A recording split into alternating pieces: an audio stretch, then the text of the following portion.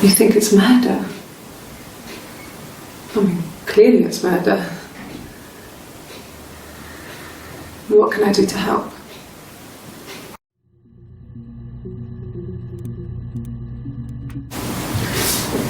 Yeah, that's me. But February, I mean, that was months ago. What's that got to do with Simon's murder?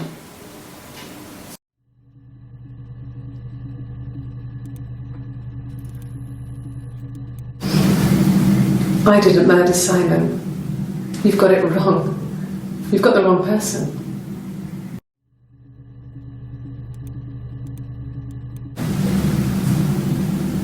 I'd like to speak to a lawyer now. Please. You have no murder weapon. You have nothing. And all these stories we've been telling each other, just that. Stories.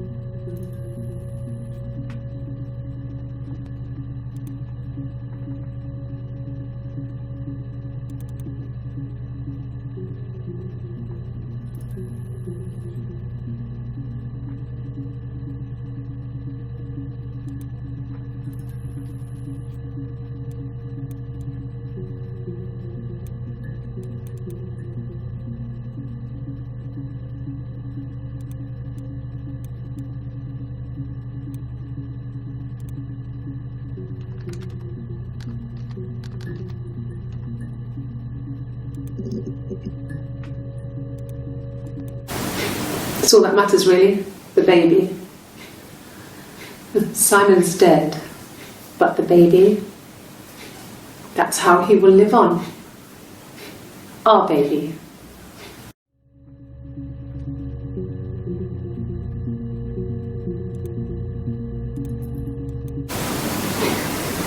You're reaching here. And I don't know why. No, I've never cheated on anyone. I've never taken anything from anyone. Simon's dead. But I have my baby to care for. Why are you trying to make me sad? Why are you so obsessed with sex and affairs? You cheated on your wife. Is this your thing?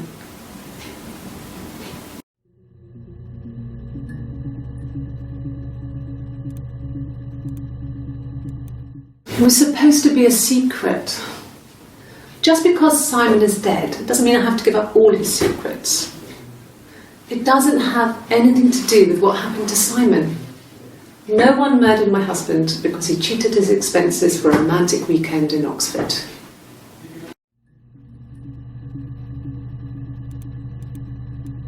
Like I said before, it was 3, something like that. I walked in, saw Simon. He was on the floor of the living room. His throat had been cut. There was a lot of blood.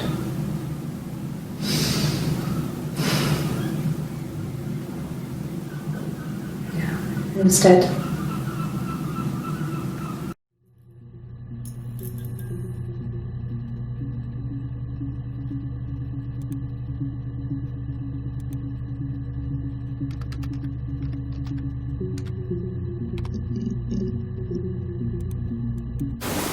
They said it was food poisoning. There was something in the food they ate. My dad liked to pick mushrooms, grow them too.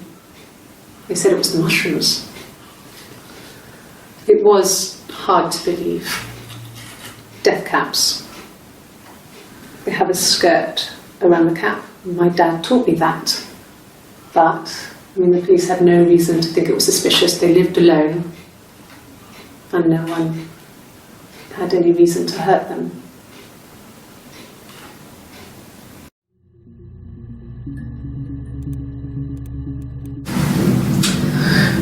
I was living in the attic.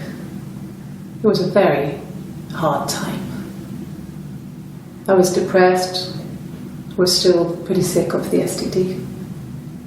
And I came down one morning and they were dead. They were in bed and both had been sick. They'd thrown up a lot. And I'd slept through it.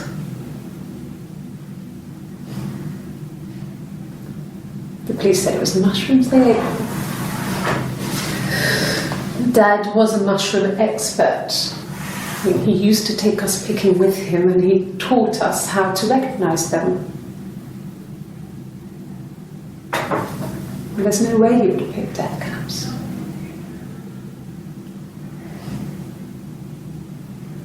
But the police believe that's what happened. They never even looked in the attic.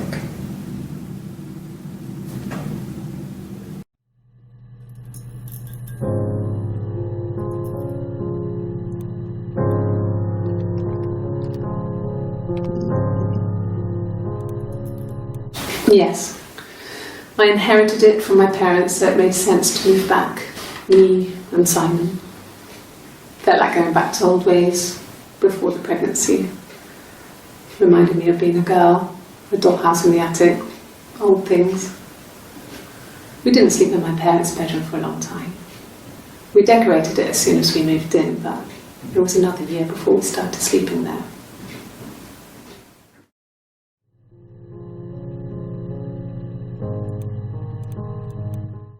Yes, I read a lot as a child and watched lots of TV. Then the doll's house we had, we still have in the attic.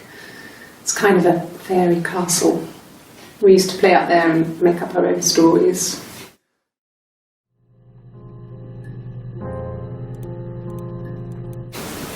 Could the hairs have come from somewhere else? Could they... We have a lot of dolls in the attic. There's a Rapunzel doll with long blonde hair. Could they have come from there?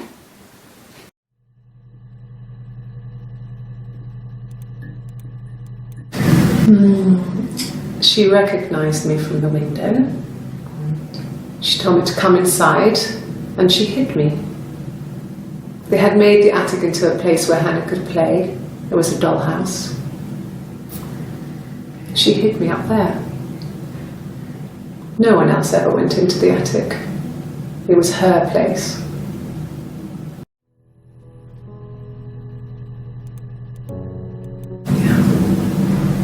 I'm not sure where the dollhouse came from. I don't know if it was given to them or they inherited it. I mean, they wouldn't have had the money to buy it. It was so huge. It must have been taken up to the attic in parts and then reassembled up there. It's a beautiful thing. Wallpaper to scale, little furniture, the lights work, mirrors, beds, big duvets and pillows. We spent hours and hours playing in it, invented all these characters and families who lived there. We wrote paperwork for them all, passports, diaries, and gave them all really elaborate stories. Once, a moth got trapped in there. We'd left a light on. It was making the most horrendous noise. We tried to kill it, but it was tough.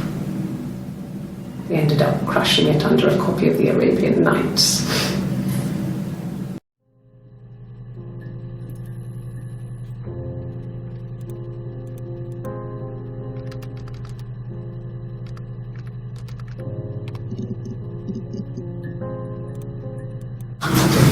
The legal stuff was completed very quickly. Hannah moved back in with Simon. Eric gave Simon the week off to help with the move. He decorated, modernised wallpaper, curtains. Hannah insists the attic be left as it was, dollhouse and all. Simon never went up there.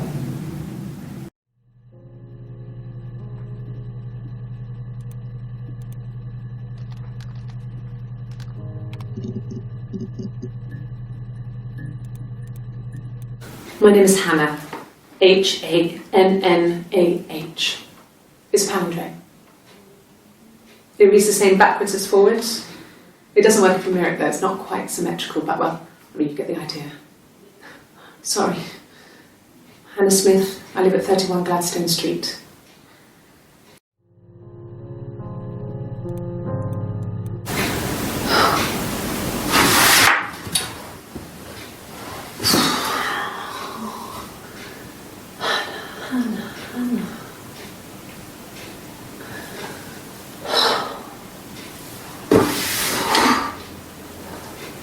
What are you doing talking about Eve?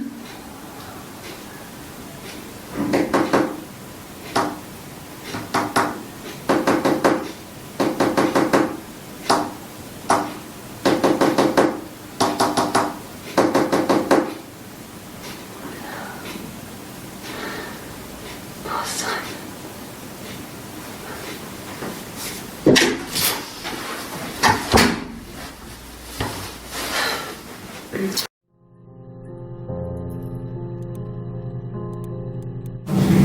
Yes, my name is Hannah Smith. Oh, shit. Sorry.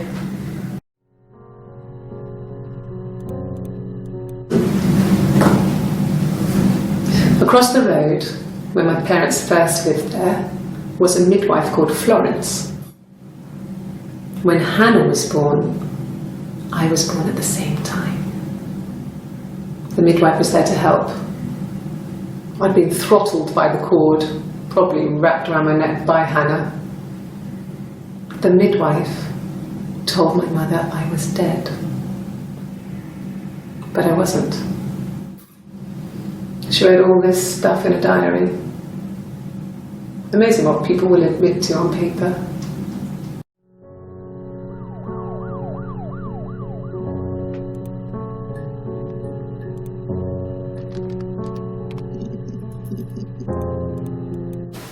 He was wearing a shirt, it's a blue turtleneck shirt and jeans.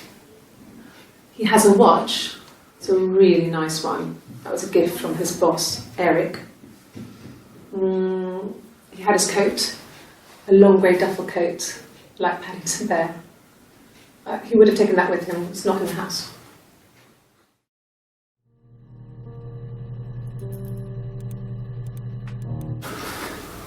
So, It was Friday evening. We had an argument. He left. On Saturday, he didn't come back. I waited all day. He was supposed to go help Eric out with something on the Saturday afternoon. They had a job. He didn't show. So Eric was ringing on the phone. I checked at the Rock, that's our local. They said they'd seen him on the Friday night, but not since. He still wasn't back this morning. It just isn't like him at all. Still not back by dinner time. It's getting dark again. So I decided to come see you. His parents haven't heard anything either.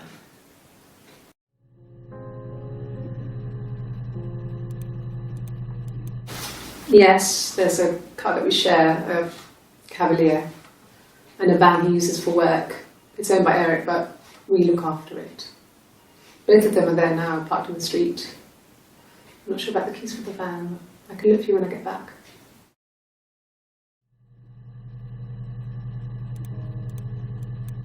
Yes, that would be in his wallet. It's a Visa, a silver one.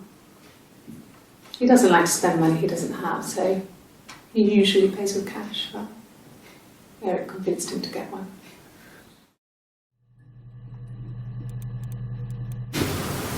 Well, Eric was like an uncle to him.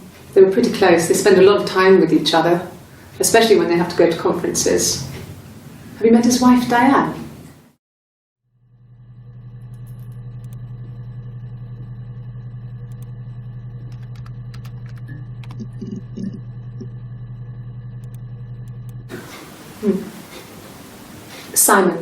Simon Smith. He works at Ernst Brothers Glass. They do windows, all kinds of glass. Simon does the more special work, mirror making, feature windows, artistic things, really beautiful things.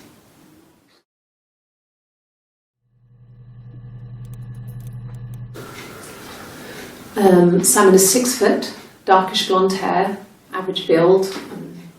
He's clean shaven. If his beard grows, it goes ginger, so he shaves it. I mean, not that there's anything wrong with ginger hair. I bought a photo. They said a spring photo. This was taken last year on holiday in Rome. It's the best one I have.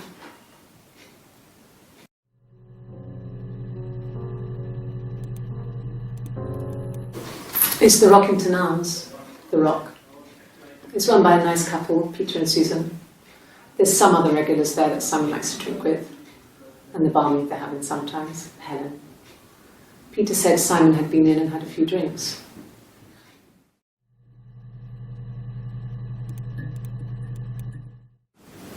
Yes, there's an Amstrad one. No one uses it for very much. There's a printer so you can write letters on it. Simon sometimes plays games, you know, climb the tower, save the princess, that kind of thing.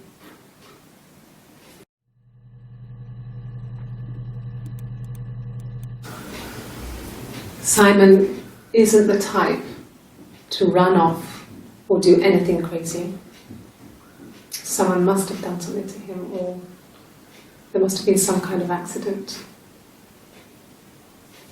So what do we do next?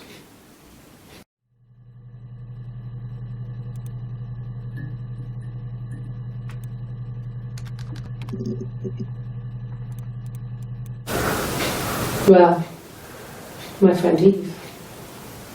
I mean, she was a friend from when I was a kid, and she was always more popular with the boys, and I used to hate her for it. I mean, really hate her sometimes.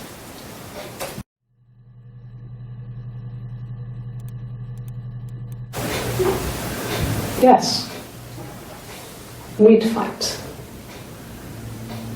We fought on the beach once, and I held Eve's head underwater. There was no one else around. It was at the far end of the beach, and I held her head under, and I kept it under. And for a moment, I just wanted to kill her and watch her drown. But that was it. It was just a moment. We made up after. It was a love-hate relationship.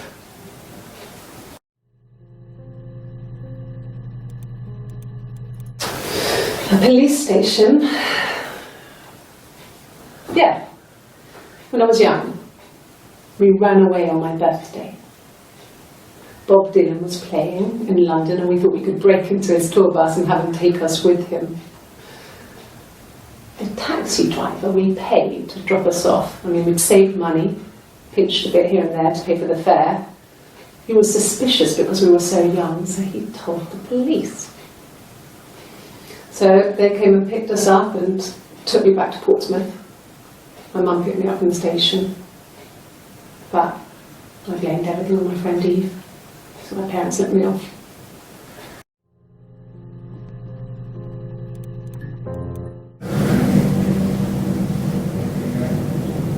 My mother called me Eve.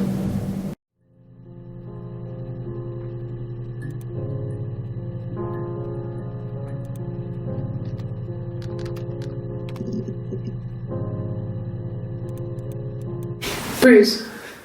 Oh yeah, no, it's nothing.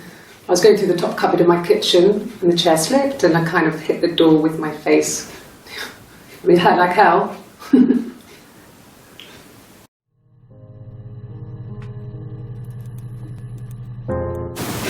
The bruise.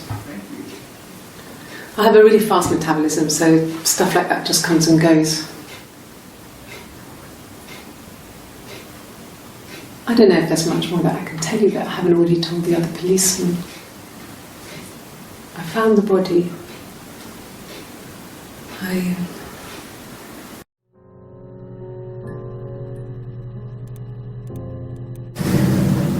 If one of us got hurt, the other one would have to be hurt too. A grazed knee, a bruise. When I lost my tooth first, we had to pull our harness to match. Once, I slept with a boy who was seeing another girl. The girlfriend came up to Hannah the next day and punched her in the face, gave her a huge black eye. That night, she had to do the same to me. But she almost went too far. I couldn't see out of that eye for days. She snuck frozen peas up for me from the kitchen.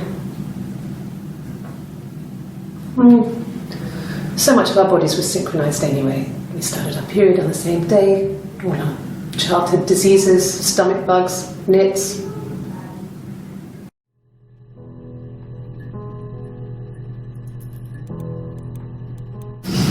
Differences? She's a better driver than me. She passed the test for us. I tried to take it and nearly crashed the car. Learned that you can't rely on confidence to get you through everything. She is the shy one. She was especially shy around boys. If Hannah liked a boy, I would have to pursue him. It was that way with Carl. Hannah met him first. She had such a crush. I let him take my virginity after a night that his band had played at. It got difficult. When I was with Carl, we would have sex, but Hannah couldn't let him see she was a virgin. She had lots of excuses. After a while, we decided that I should take Hannah's virginity. It's not that different to a bruise, pulling a tooth, a graze. We used a hairbrush. After that, we took it in turns, though I was always the one who seduced the boys. Until Simon.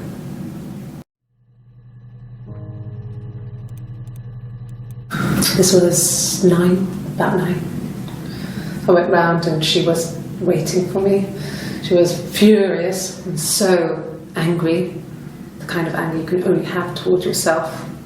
We screamed at each other, argued, cried, we fought. I hit her back, left a bruise. I had my wig on from performing, she tore it off. Eventually, we grew tired of fighting and I left.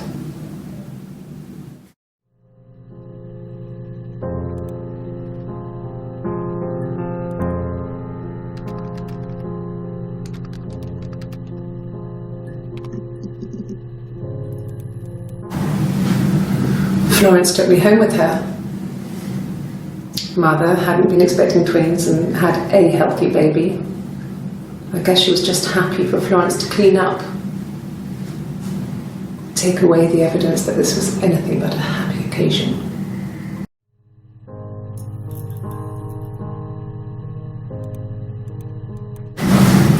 Florence raised me in her home.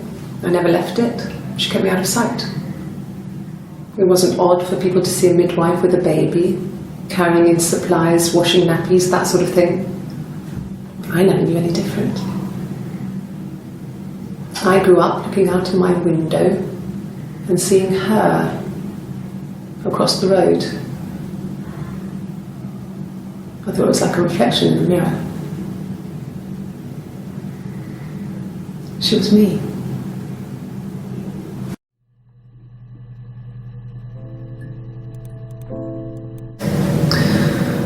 Florence was a warm, kind person, but she was broken, I guess.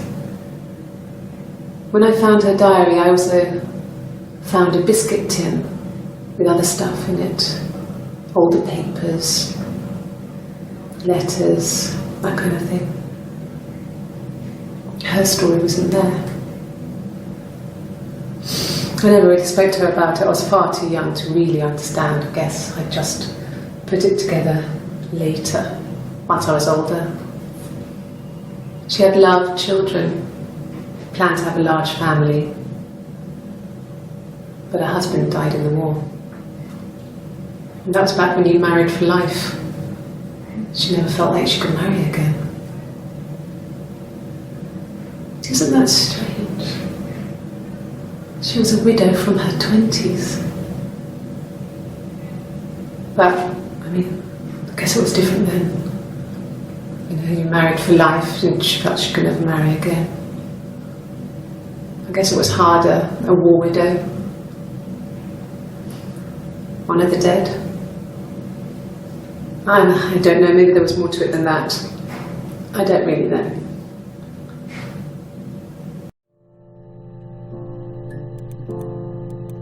No, it was just me and her.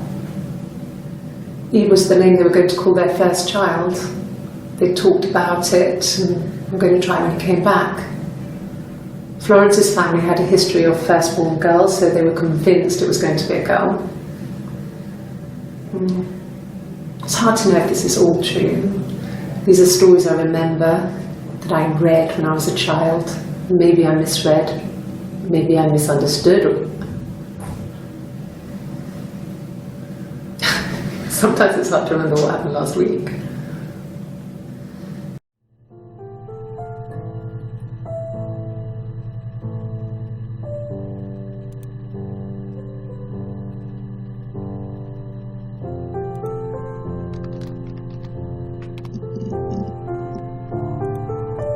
No, he doesn't keep a diary.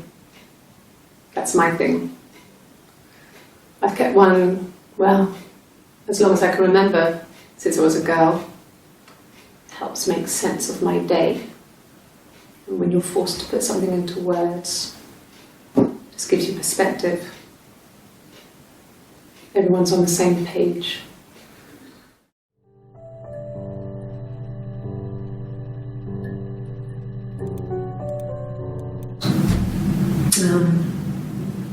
When I was 8, Mother died.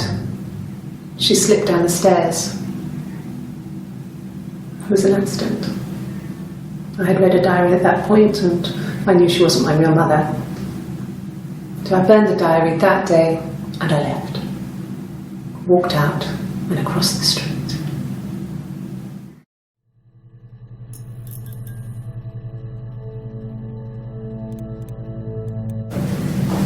It just became our way of life.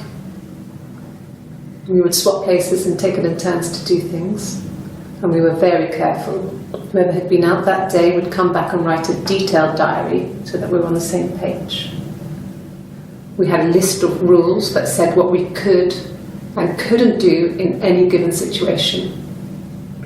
It was exhaustive. We lived a second life through those rules. Rules for things that could only ever happen inside our imaginations. we would consider all the permutations of future events and agree rules to walk our way through them.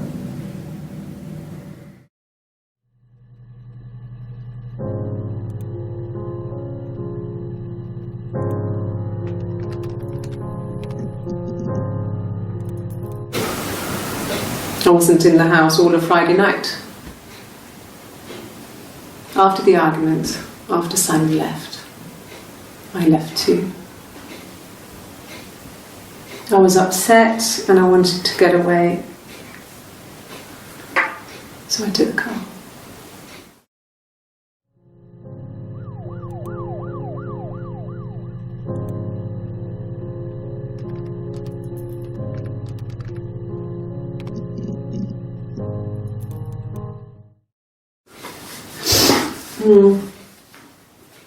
I left the next day, Saturday. I slept for a few hours in the car. And when I woke up, I came straight back. Simon wasn't returning my calls and I wanted to try and make up. I got back to the house and Simon wasn't there. And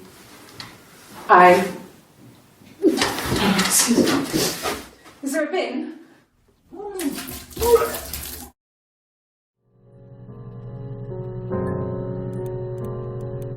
It was late, early Saturday morning.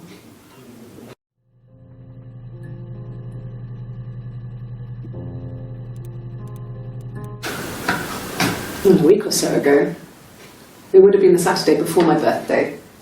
You know, I get like that on the weekends, have a lie-in, then want to get up and blitz the house.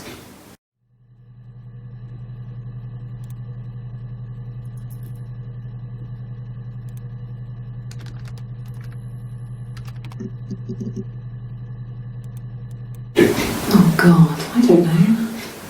I mean, I guess the Rock. You've spoken to everyone there. Someone must have seen where he went. I don't know. So many things could have gone wrong.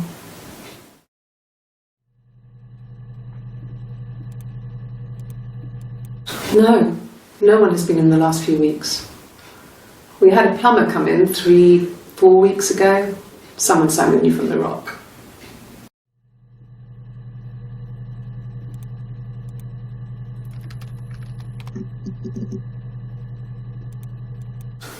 No, he doesn't have any tattoos.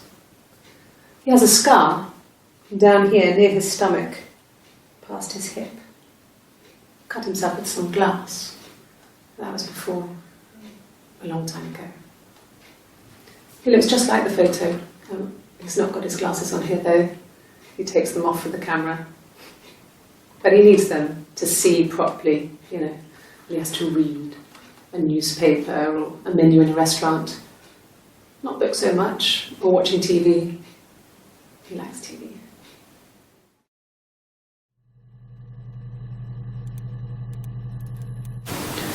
It wasn't the present so much, it was one of those arguments that had been simmering for a while.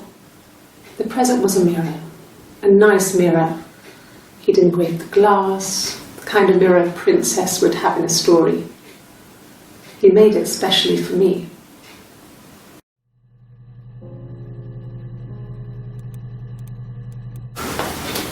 Well, on his clothes, that would make sense. He made it by hand. I mean, he brushes the silver onto the glass. It's not how they make mirrors these days. I mean, he made the mirror and he gave it to me.